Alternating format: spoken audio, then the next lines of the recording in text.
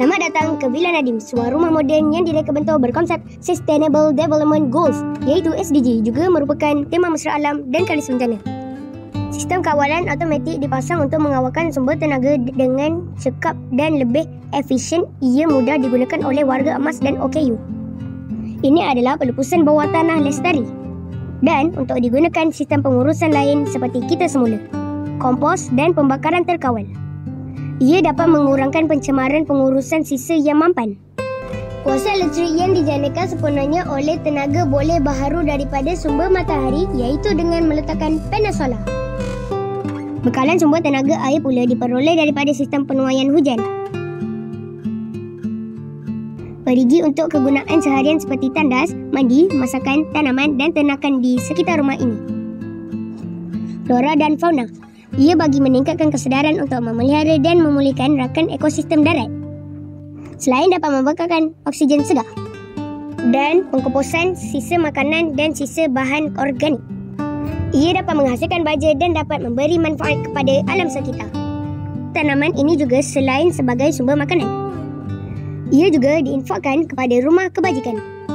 Berkonsepkan sifat kelaparan, saya dapat menubuhkan pekerjaan untuk komuniti kerana hasil yang banyak boleh diekspor. Gunakan haiwan juga sebagai sumber makanan sama seperti tanaman. Bioreaktor mikroalga untuk memelihara alam sekitar dan berfungsi mengawal kadar karbon di udara.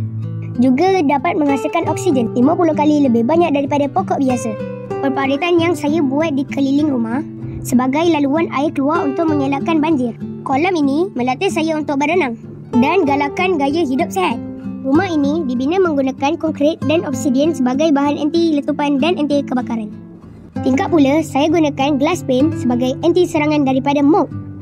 Ruang memasak yang menggunakan dapur cook stove membolehkan penggunaan masakan yang berkhasiat. Juga terdapat ruang makan yang mana saya meletakkan akuarium agar lebih nampak moden. Mari lihat bilik rahasia saya untuk keselamatan diri dan sebagai kubur saya, untuk menyimpan peralatan dan peti kecemasan. Bilik tidur yang direka dengan tingkap besar untuk pencahayaan daripada matahari.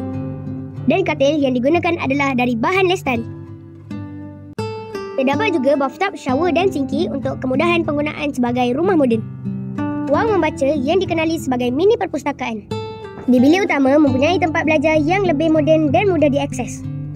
Pembelajaran akan menjadi lebih interaktif dan menyeronokkan, serta dapat mengurangkan penggunaan kertas. Terdapat juga ruang balkoni sederhana yang dilengkapi tanaman hijau dan pokok bunga yang menggunakan sistem penyiraman tadahan hujan.